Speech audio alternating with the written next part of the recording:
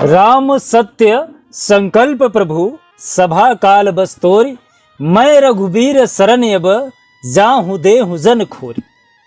कुंभ राशि के जो जातक हैं, राहु महाराज शनि के नक्षत्र पे परिवर्तन करने जा रहे हैं। शनि महाराज जो आपके स्वामी हैं, राहु महाराज का नक्षत्र परिवर्तन कुंभ राशि के लिए कितना ज्यादा फायदेमंद होने जा रहा है। शनि महाराज इस समय आपके कुंडली में वक्री की अवस्था में है, तो यहां पर आपका जो अष्टम भाव पे राहु महाराज की दृष्टि पड़ रही है, जो छठे भाव पे पड़ रही है और जो 10वें भाव पे उनकी दृष्टि पड़ रही है, यहाँ पे कितना बड़ा परिवर्तन करने वाले हैं राहु महाराज आपकी कुंडली में, एक एक करके बारीकी से चर्चा मैं इस वीडियो में करने जा रहा हूं। साथ ही साथ आपके लिए क्या खास उपाय है, यदि आपके कुंडली में राहु गलत रिजल्ट दे रहे हैं तो उनको मजबूत कैसे करें, इसके लिए भी मैं उपाय बताऊंगा। तो लास्ट तक आप इस वीडियो को जरूर देखिएगा। जय श्री महाकाल, मैं राहुल तिवारी आप सभी का आपका अपने इस चैनल में हृदय से स्वागत करता हूं। दोस्त, कुंभ राशि के जो जातक हैं, आपके जो स्वामी हैं वो है शनि महाराज। राहु महाराज कुंभ राशि को ज्यादातर शुभ परिणाम देते हैं, लेकिन जब गलत भाव में बैठ जाते हैं, और इस समय कुंभ राशि के ऊपर 7.5 चल रही है। 7.5 में शनि महाराज वैसे ही गलत रिजल्ट दे रहे हैं, ऊपर से राहु की दृष्टि। इस समय फिलहाल कुंभ राशि के जो जातक हैं मन से प्रसन्न रह रहे हैं, उनके मन में प्रसन्नता है कुंभ राशि को। क्यों? क्योंकि शनि महाराज इस समय वक्री की अवस्था में है। जब तक शनि महाराज वक्री रहेंगे तब तक आपके कुंडली में शनि उतना ज्यादा प्रभाव नहीं रखेंगे।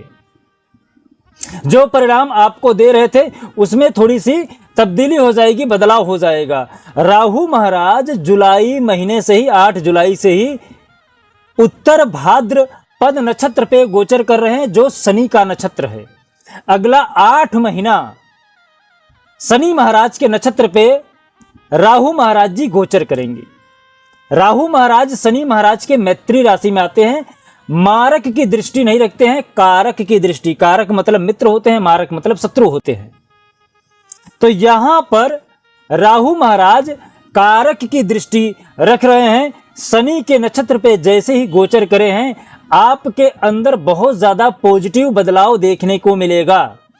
जहां पर आपकी समस्या आप पिछला अनुभव करिए 8 महीना आपके साथ, चाहे बिजनेस को लेके हो या व्यापार को लेके हो, राहु महाराज कहीं न कहीं आपके कुंडली में गलत रिजल्ट दे रहे थे। लेकिन इस समय राहु महाराज आपके कुंडली में शुभ परिणाम देने जा रहे हैं। राहु महाराज शनि के वक्री होने से और शनि के नक्षत्र पे गोचर करने से राहु महाराज की जो 5वीं दृष्टि है वो आपके कुंडली के छठे भाव पे पड़ रहा है। छठा भाव जो रहता है ये आपके रोग का होता है, ऋण का होता है, शत्रु का होता है। तो यहां पर राहु आपके शत्रुओं पर आपका विजय दिला रहे हैं, रोग से मुक्त कर रहे हैं और ऋण में थोड़ी बहुत आपकी कमी आएगी। यदि आप बिजनेस व्यापार करने के लिए कहीं ऋण ले रहे हैं तो थोड़ा सा सोच समझ के लीजिएगा। ऐसा नहीं है कि यह समय आपका बहुत ज्यादा दिन चलने वाला है, क्योंकि जैसे ही शनि बकरी की अवस्था से निकलेंगे वैसे ही फिर आपको राहु गलत रिजल्ट देना प्रारंभ कर देंगे। तो जो भी आप बिजनेस व्यापार कर रहे हैं, कर्ज ले रहे हैं या ऋण ले रहे हैं, तो थोड़ा सा आप सोच समझ के लीजिएगा। ऐसा ना हो कि 1-2 महीने बाद आपको पश्चाताप उठाना पड़े। फिर कहीं न कहीं आपके मन में ऐसी भावना आएगी कि मैं ऐसा क्यों किया, मुझे ऋण नहीं लेना चाहिए था। तो ये बात विवाद आपके मन में वहम न आए, इससे बचने के लिए जो भी आप कार्य करें थोड़ा सा धैर्य रखिएगा, सोच समझ के करिएगा।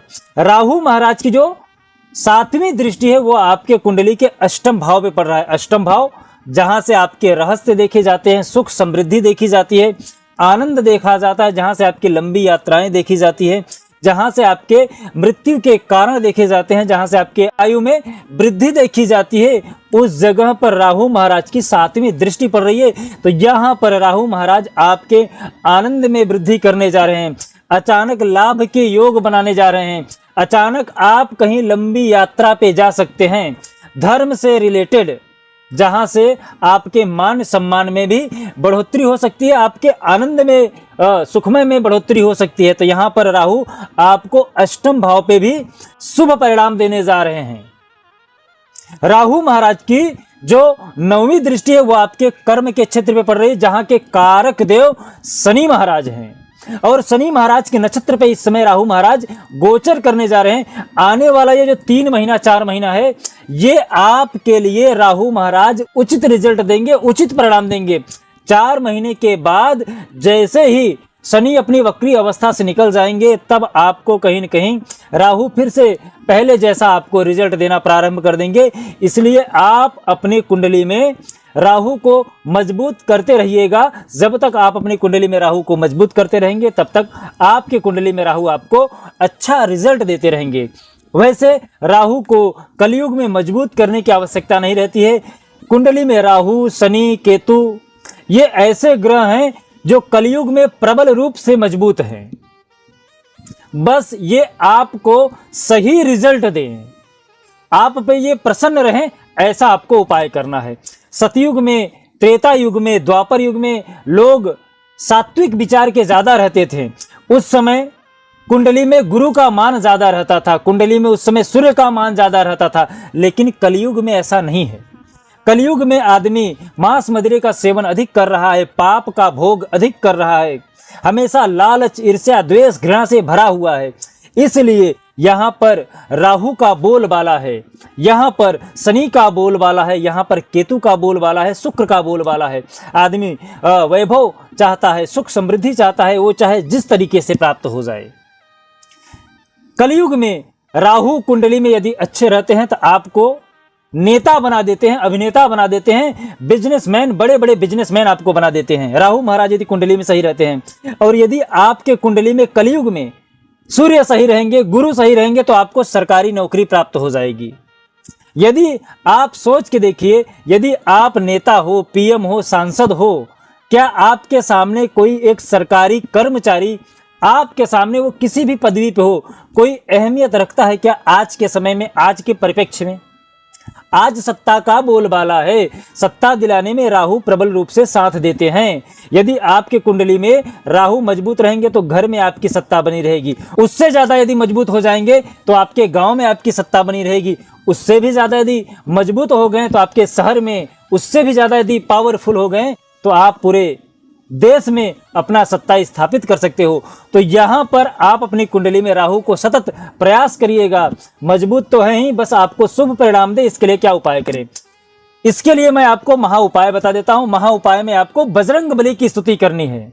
बजरंग बली राहु की मां को भी हराए हैं और राहु को भी हराए हैं। क्यों? क्योंकि निश्चर एक सिंधु महराई, करी माया नभके गगहि, जीव जंतु जे गगन उड़ाई, जल विलोक तिनके परछाई, गहि छाह सकसोन उड़ाई, यही विद सदा गगन चरखाई, सोई छल हनुमान कह कीना, ता सुकपट कपि तुर तह चीना, ताहि मारि मारुत सुतवीरा, बारिधि पार गयो मत धीरा। जब बजरंग बली लंका में जा रहे थे तो सिंगिका जो राहु की माता हैं, वो बजरंग बली की परछाई पकड़ लेती थी। उनके अंदर एक ऐसी ताकत थी कि यदि वो किसी की परछाई को पकड़ ले तो वो व्यक्ति आगे या पीछे नहीं जा सकता था और उसे वो पकड़ के भक्ष कर लेती थी। लेकिन बजरंग बली अतुलित बलधामम हेम शैलावदेहम धनुजवन किसानम ज्ञानी नाम गृगण्यम सकल गुण निधानम वानराणामधीशम रघुपति प्रिय भक्तम वात जातम नमामि। बजरंग बली अतुलित बल के धाम हैं। बजरंग बली सिंहिका को परास्त किया, उनका वध किया और लंका में चले गए। जब बजरंग बली बाल्यावस्था में थे तो सब जानते हैं कि बजरंग बली ने सूर्य को भी अपने मुख में रख लिया था। उसी समय राहु ग्रहण लगाने जा रहा था, लेकिन बजरंग बली के सामने राहु की एक न चली। इसलिए राहु प्रबल रूप से बजरंग बली से डरता है। यदि आप अपने कुंडली में राहु का शुभ परिणाम चाहते हैं तो आप डेली सुंदरकांड का पाठ करिए, श्री हनुमान चालीसा का पाठ करिए, बजरंग बली को सिंदूर और चमेली का तेल चढ़ाइए। साथ ही साथ शंकर भगवान की रौद्र रूप की पूजा करिए, काल भैरव की पूजा करिए। इससे आपके कुंडली में राहु महाराज आपको उचित रिजल्ट देंगे। ये वीडियो कैसा लगा कमेंट करके जरूर बताइएगा। साथ ही साथ यदि आपकी और भी कोई समस्या है तो आप कमेंट कर सकते हैं। जय श्री महाकाल। आपका दिन शुभ हो, मंगल हो, स्वस्थ रहें।